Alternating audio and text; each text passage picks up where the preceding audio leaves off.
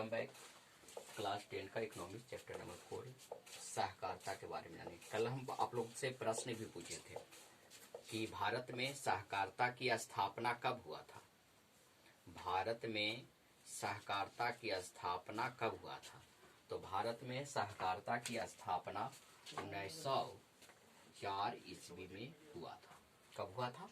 1904 ईस्वी में हुआ था, जिसमें भारत आजाद नहीं हुआ था। उसी समय भारत में सहकारिता का स्थापना हुआ था।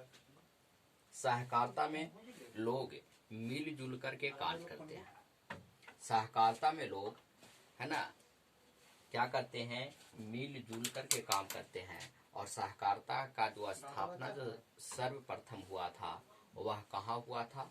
तो सर्वप्रथम जो स्थापना हुआ था वह आपको 1904 ईस्वी में हुआ था। बल्ब जला दीजिएगा थोड़ा सा।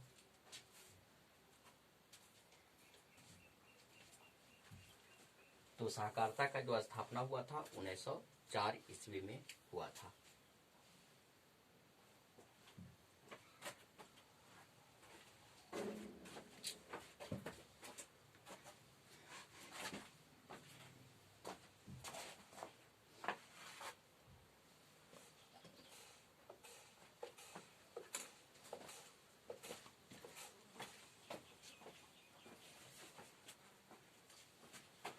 यहाँ पे देखिएगा सहकारिता की स्थापना 1904 ईस्वी में हुआ था। उसके बाद यहाँ पे एक साथ मिलजुल कर करके काम करना और अर्थ के क्षेत्र में मतलब धन के क्षेत्र में अपना योगदान को बढ़ाने का काम करना। यह सहकारिता जो होता है वह संगठित क्षेत्र से भी होता है और असंगठित क्षेत्र से भी होता है। सहकारिता संगठित क्षेत्र से जो रहता है उसको सरकार के द्वारा भी पैसा दिया जाता है। जो असंगठित क्षेत्र से होता है उसको सरकार से पैसा नहीं दिया जाता, सरकार के द्वारा पैसा नहीं दिया जाता है ना। सहकारिता के क्षेत्र में सब्सिडी भी प्रदान करती है सरकार। सरकार क्या करती है? सब्सिडी। और यह सब्सिडी देने का जो काम करता है वह बैंकों के माध्यम से किया जाता है। सहकारिता के क्षेत्र में सबसे ज्यादा जो योगदान दिया जाता है वह कृषि के क्षेत्र में दिया जाता है और छोटे एवं कुटीर उद्योगों में भी इसका योगदान दिया जाता है। छोटे छोटे जो उद्योग होते हैं उसको में भी योगदान दिया जाता है। सहकारिता के जो क्षेत्र में योगदान देने का जो कार्य किया जाता है वह है ग्रामीण क्षेत्रों में सबसे अधिक, जबकि शहरी क्षेत्रों में इसका योगदान बहुत ही कम पाया जाता है ना। शहरी क्षेत्रों में इसका योगदान कम पाया जाता है, लेकिन जबकि ग्रामीण क्षेत्रों में इसका योगदान सबसे अधिक दिया जाता है। उसके बाद सहकारिता में जो सबसे विशेष बात है वह शक्तिशाली व्यक्ति एक दूसरे के साथ मिलकर व्यापारिक सहयोग के द्वारा अपना योगदान देने का काम करते हैं, है ना। एक दूसरे के सहयोग कर करके योगदान देने का कार्य करते हैं, है ना। सहकारिता का मुख्य अर्थ होता है सब प्रत्येक के लिए और प्रत्येक सबके लिए कार्य करते हैं। क्या करते हैं? प्रत्येक सबके लिए कार्य करते हैं। आगे है कि मतलब सहकारिता का मूलभूत तत्व क्या है? सहकारिता का मूलभूत तत्व है ना। सहकारिता का मूलभूत जो तत्व है वह क्या है ना। तो सहकारिता जो होता है जो संगठित सहकारी संगठन का सदस्य बनते हैं और इसमें बाहरी बंधन या दबाव किसी के ऊपर नहीं होता है ना। दूसरा इसका प्रबंधन का काम करता है। प्रबंधन का मतलब होता है मैनेजमेंट का काम करता है और उसको संचालन करने का भी काम करता है ना। जैसे 5-10 आदमी है तो एक का मुख्य सदस्य बनाया जाता है और बाकी जो लोग होते हैं उनका सहयोगी होते हैं। किसी का फिनांस का काम दिया जाता है ना, किसी का अन्य काम दिया जाता है ना। और बाकी सभी लोग क्या करते हैं? सभी सदस्य एक दूसरे के सहयोग करने का कार्य करते हैं। है ना। तीसरा, इसके आर्थिक उद्देश्य है नैतिक और सामाजिक तत्वों को में शामिल करना है, और केवल आर्थिक लाभ कमाने के लिए ही नहीं बल्कि नैतिक और सामाजिक पहलू पर सदस्यों को हित लाभ के लिए भी कार्य किया जाता है। क्या किया जाता है? हित लाभ करने के लिए कार्य किया जाता है। उसके बाद इस सहकारिता के क्षेत्र में क्या होता है? सभी लोगों को आत्मनिर्भर भी बनाने का कार्य किया जाता है। सभी लोगों को क्या किया जाता है? आत्मनिर्भर बनाने का कार्य किया जाता है। फिर है भारत में सहकारिता का विकास कैसे हुआ, है ना। अगला पॉइंट क्या है ना, कि भारत में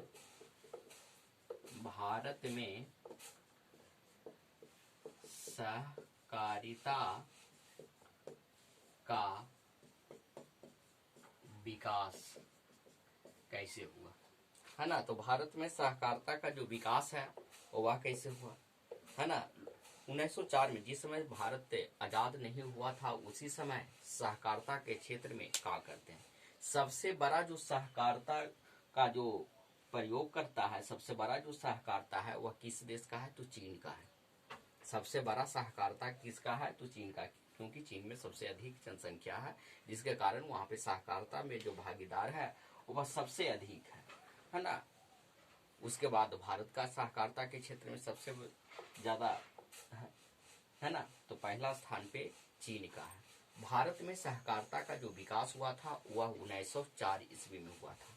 भारत में सहकारिता का जो विकास हुआ था वह 1904 ईस्वी में हुआ था, और यह सहकारिता साख समिति के विधान पर इसको पारित किया गया था, है ना। और उस समय भारत का जो राज्य था, भारत में किसका राज था, किसका उपनिवेश था? तो ब्रिटेन का उपनिवेश था, अंग्रेजों का उपनिवेश हुआ करता था।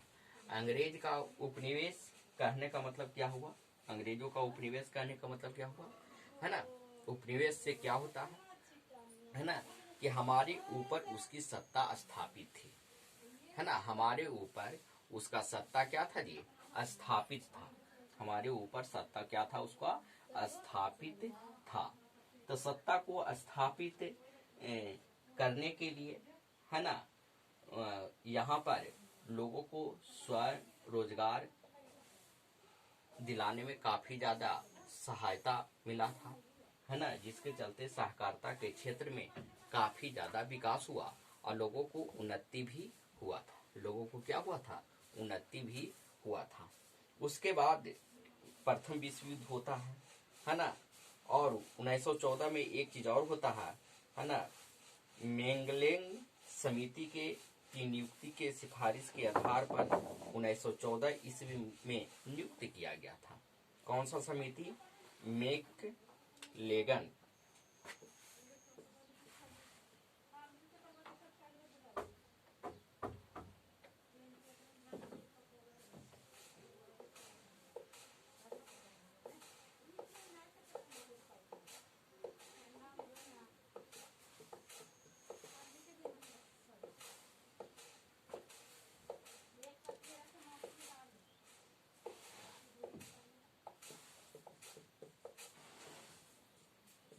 मैकलेगन समिति के सिफारिश के आधार पर यह लागू कब किया गया था?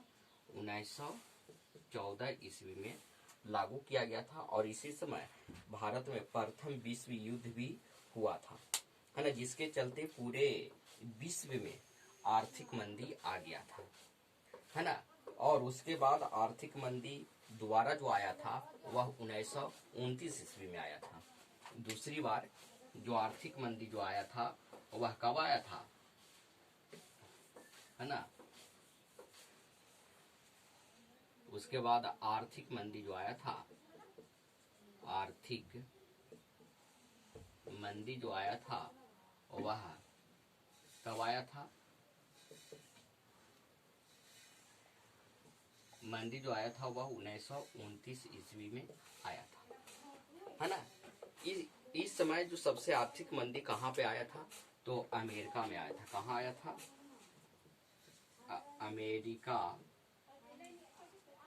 अमेरिका में आया था। सबसे अधिक आर्थिक मंदी कहाँ पे आया था?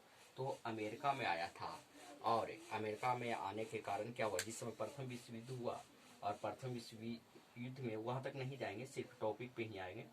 तो उस समय अमेरिका से सभी देशों ने ऋण लेना शुरू कर दिया, वह ऋण देते चला गया और वहां पे उस देश में विकास नहीं हुआ, आर्थिक विकास नहीं हुआ। और आर्थिक विकास नहीं होने के कारण क्या हुआ, लोगों के पास धन नहीं लौटा पाया अमेरिका को, है ना, जिसके चलते वहां पे बहुत सारे जो बैंक थे वह कोलैप्स कर गए, मतलब बंद हो गए। बहुत सारे जो वहाँ पे जो बैंक थे वह कोलैप्स कर गए, मतलब बंद के कगार पे चले गए और बहुत सारे बैंक बंद भी हो गए 1929 के आर्थिक मंदी में, है ना। और इस आर्थिक मंदी से सिर्फ अमेरिका ही नहीं प्रभावित हुआ, बल्कि विश्व के प्रत्यक्ष और अप्रत्यक्ष रूप से सभी देशों ने प्रभावित होने का काम हुआ। वर्तमान समय में भी यहाँ पर भी आर्थिक मंदी आने का पूरी संभावना है, क्योंकि अभी कोरोना वायरस का प्रकोप अभी भी चल रहा है ना, आर्थिक काम नहीं चल रहा है ना। ऐसे भी हमारा जो आर्थिक जो काम था वह 4.5 से 5 बताया जा रहा था, लेकिन इस समय जब आंकड़ा दे रहा है, आरबीआई दे रहा है, मूडीज दे रहा है ना, कि भारत का विकास रेट कितना रहेगा 1920-21 में, तो यहाँ पे विकास रेट लगभग 2% के बारे में बताया जा रहा है ना।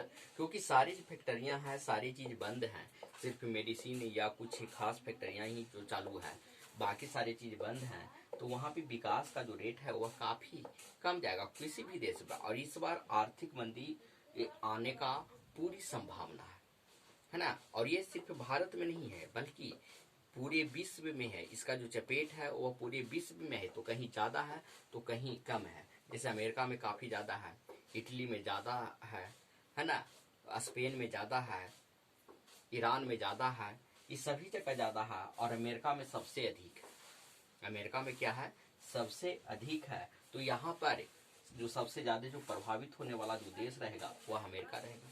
और सभी देश वहां से व्यापार करते हैं, तो इसका प्रभाव सभी देशों पे रहेगा।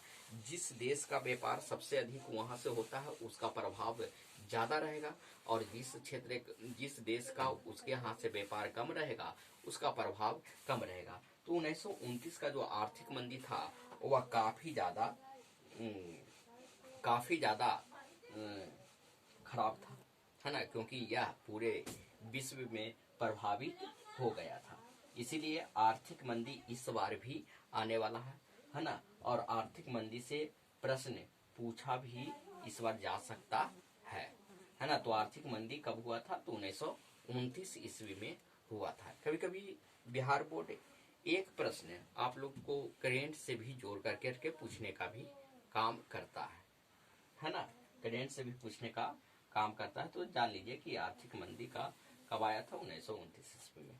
जिस समय आर्थिक मंदी आ जाता है किसी भी देश में, है ना, तो आर्थिक मंदी आ जाता है तो उसके बारे में थोड़ा सा 4 पॉइंट है, इसको ध्यान में रखिएगा। पहला जो पॉइंट है आर्थिक मंदी का, है ना, पहला जो पॉइंट है आपको होगा आर्थिक मंदी का, उसमें आप कह सकते हैं कि रुपया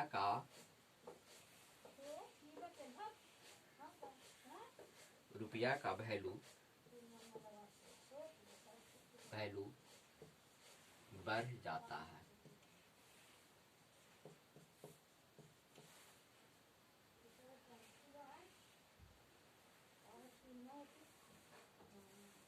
नहीं, रुपया का वैल्यू घट जाता, बढ़ता नहीं है, घट जाता है। यहाँ पे घट लीजिए, है ना। वस्तु का वैल्यू बढ़ जाता है,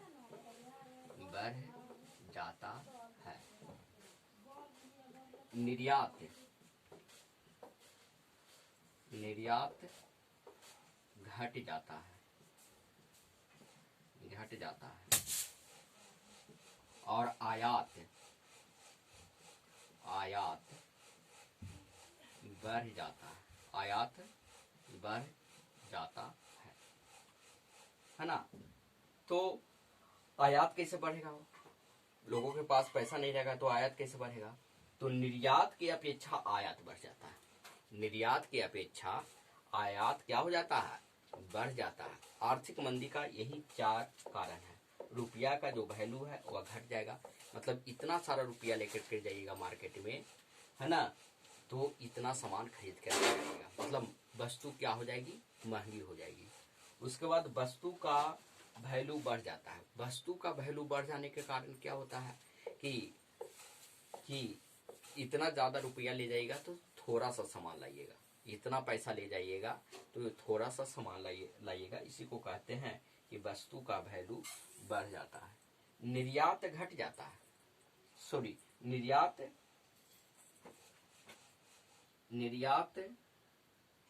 घट जाता है। हाँ, निर्यात क्या होता है, घट जाता है। कोई भी सामान यहाँ पे बनेगा वह दूसरे देश में नहीं जाए। अभी वर्तमान समय में आर्थिक मंदी आ गया है ना, कोई भी देश का सामान बाहर नहीं जा रहा है, तो निर्यात क्या हो गया, घट गया। आयात बढ़ जाता है, तो आयात बढ़ जाएगा तो पैसा रहेगा तब ना आयात है। तो यहाँ पे ये सोचना है कि निर्यात के अपेक्षा आयात बढ़ जाता है ना। मतलब 2 रुपये का हम निर्यात कर रहे हैं तो हमारे पास 3 रुपया का, निर्यात कर रहे हैं 2 रुपया का, तो आयात हो रहा है 3 रुपया का, है ना। इसको आपको ध्यान देने योग्य बात है। फिर यहाँ पे आरबीआई के बारे में बताया गया है कि आरबीआई की स्थापना कब हुआ था, है ना। आरबीआई की स्थापना कब हुआ था, तो यहाँ पे देखिएगा आरबीआई के बारे में कुछ यहाँ पे आप लोग जानते हैं कि आरबीआई बैंकों का बैंक है। आरबीआई क्या है जी, बैंकों का बैंक है। तो आरबीआई का मुख्यालय कहाँ पे है ना, मुख्यालय कहाँ स्थित है, तो मुख्यालय मुंबई है ना, मुंबई है। कहाँ पे स्थित है, मुंबई स्थित है ना। आरबीआई की स्थापना कब हुआ था, 1935 ईस्वी में, है ना। कब हुआ था, 1935 ईस्वी में, है ना। इसका राष्ट्रीयकरण कब किया गया था, 1949 ईस्वी में। कब किया गया था, 49 ईस्वी में, है ना। 1935 ईस्वी में जैसे पहले बैंक, जैसे अभी एसबीआई काम करती है, पीएनबी काम करती है, उसी प्रकार से आरबीआई भी काम करती थी। आरबीआई का फुल फॉर्म क्या होता है, रिजर्व बैंक ऑफ इंडिया। क्या होता है, रिजर्व बैंक ऑफ इंडिया, है ना। और यह इसको क्या कहा जाता है, बैंकों का बैंक। क्या कहा जाता है, आरबीआई को बैंकों का बैंक कहा जाता है। आरबीआई का क्या कहा जाता है, बैंकों का बैंक कहा जाता है ना। इसका मुख्यालय कहाँ है, मुंबई है। इसकी स्थापना कब हुआ था, 1935 ईस्वी में। इसका राष्ट्रीयकरण कब किया गया था, राष्ट्रीयकरण का मतलब होता है सरकारीकरण कब किया गया था, तो सरकारीकरण जो किया गया था वह 1949 ईस्वी में किया गया था, है ना। इसके बाद नेक्स्ट वीडियो में आपको बताया जाएगा, है ना। 1 या 2 वीडियो और चलेगा, है ना। Thank you very much.